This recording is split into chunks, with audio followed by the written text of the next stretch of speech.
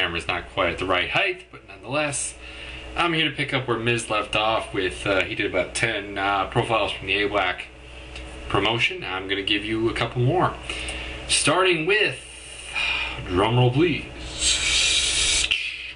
McCoy. McCoy was a big player in the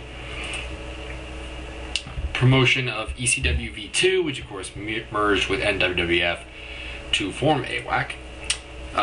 As for he hasn't done a lot since he came. I mean, he defeated Michael Leone in a match. He is also part of Team Miller for the upcoming Team Miller versus Team Lacero at Regenesis.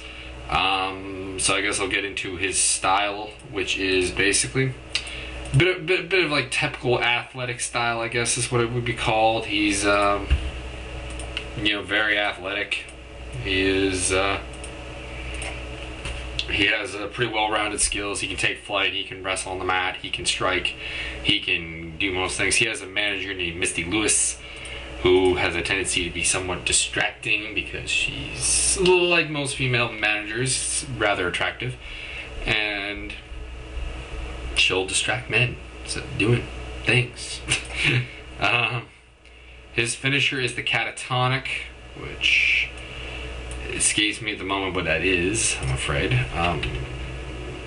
Okay, the catatonic, which is a curl pile driver, the Another Life, which is a corkscrew off the top rope, and the plunge, which is a rolling fireman's carry. It's the Green Bay plunge from Ken Kennedy.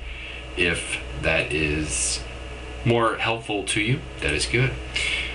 Alright, next up we have Katie Northcroft. She is fighting on Warzone for the #1 contendership against Faith, who we covered before. Her finishers are the Avalanche, which is a gory neck breaker, and a Valkyrie driver, which is a fisherman's driver. Her style is she's pretty athletic, but she's also like very, very strong. She's sort of like a Beth Phoenix character almost. Very, very strong, kind of a Viking origin. She can overpower most women, which will be interesting because she's facing Faith on Warzone to see if she can overpower Faith or if Faith is going to overpower her. She's very quick though, actually, and she actually has very good mat skills and submission skills. Next we have Mathew Apollo. He's only actually had one match. It was against basically a hometown jobber on a Saturday Night Fever card. He is famous for his speech about wrestling is about the wrestlers when he debuted in AWAC. Both GMs, Damian Miller and Vince Lucero, in one of the moments of the year, asked him to join their teams for the upcoming 8-man tag at Regenesis.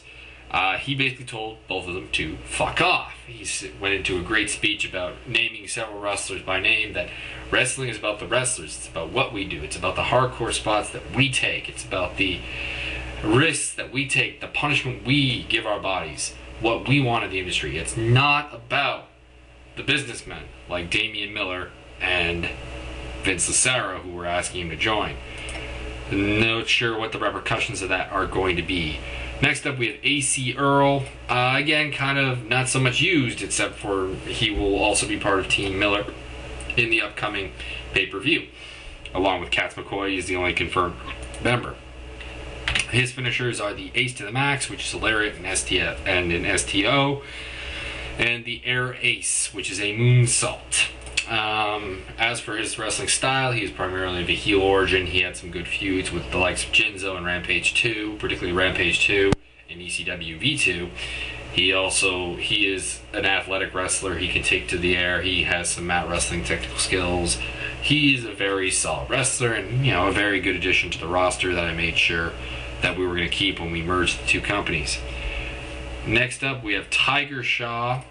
Tiger Shaw is a face. He is a masked wrestler. He is very much a high flyer. He was the lightweight champion in ECW V2, and of course was in the first ever AWAC Vertical Limit Championship match that he lost to CJ Carpenter. His finishers are the Tiger Killing Blow, which is a super kick, and the Tiger Driver, which is a Samoan driver. He also tends to do a lot of things off the top ropes, various moonsault variants, and a lot of corkscrews.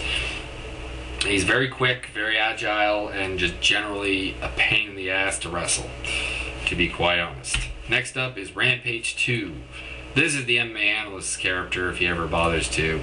do anything with it, which he hasn't promised to do anything with it, and I severely think that he probably won't. So Rampage 2, he's a power wrestler with some mat skills, some submission abilities. Hasn't even had a match in AWAC actually yet, which is a little weird that we haven't booked him in anything. But he has big things to come. Trust me on that.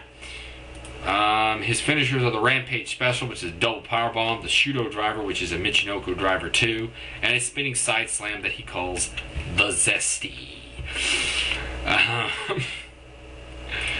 Moving on, we have Jinzo, possibly the greatest wrestler in the sim. He's an all-around fan favorite. I don't think you can turn this guy heel because he could attack the biggest face around as long as it's not Byron Giant and make him heel.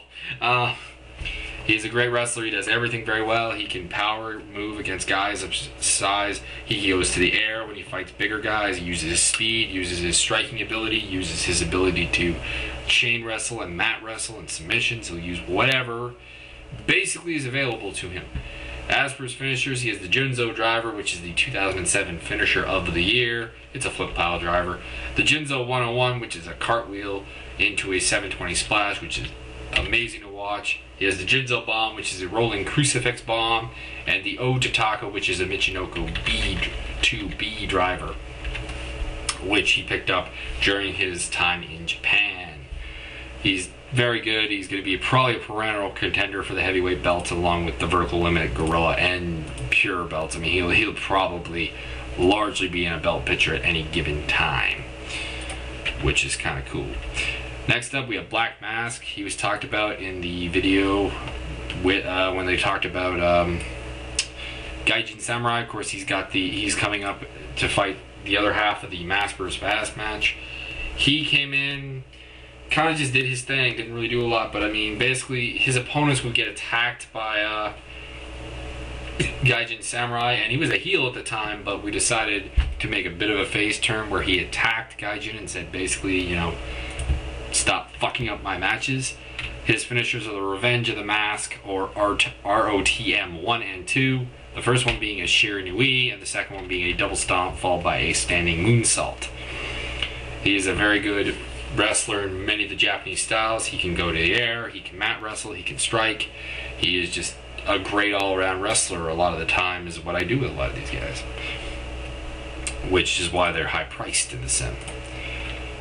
Next up, we have MADMAN. Now, everyone wants to know about MADMAN. Everybody wants to know what the hell his deal is. Why is he allied with Frosty Chillingsworth? Why is he allied with, or why is he going after Byron Giant, aside from the obvious that, you know, it could just be for the title? I'm not going to give that away. I'm going to leave it up to your imagination. He's challenging for the title at Regenesis in the main event against Byron Giant. He is a power wrestler, much like Byron Giant. Very powerful. Very, very strong. Doesn't have a ton of other skills, but still very strong. He also has some good striking just from being that.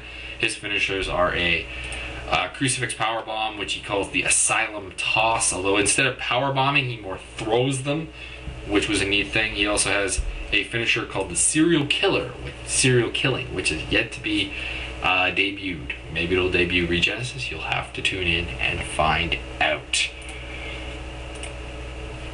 Next up, we have, who do I want to talk about? I guess the Evolution. We started talking about them with Leone. I guess we're going to finish it off. They still contain 3 members now that Leone's gone, which are Montoya, Mark Zubb, and Kevin Knight. Mark Zubb and Kevin Knight held the tag team titles in NWWF for a while, some time ago before losing them to Prime America. They are they've kind of lost their way. I mean, basically, outside of sometimes helping Montoya, they're not getting a lot of time. They went on a bit of a losing streak after losing their titles. They tried regaining them. They were given ample shots to do so, and they haven't really done anything. As for Montoya, he seems to be hell-bent on getting a title shot. He wants the title shot, and he wants to, you know, face off with the champion Byron Giant. He thinks he's a good matchup for him. His finishers include, he's a power wrestler. His finishers include the Aztec Bomb, which is a power bomb, and the Texas Style Bomb, which is an electric chair power bomb. As for Knight and Zubb, they don't really have much, not really much I'm going to say. Zubb has the TCB, which is a reverse neck breaker, and Kevin Knight has a finisher that he calls the backbreaker, which is a backcracker. It's Carlito's finisher, basically. They're both kind of just athletic guys who don't have a particular wrestling archetype. Anyways, we'll see you again. I'm going to do the champions, I'm going to do the other factions, and I'll see you then. Yeah.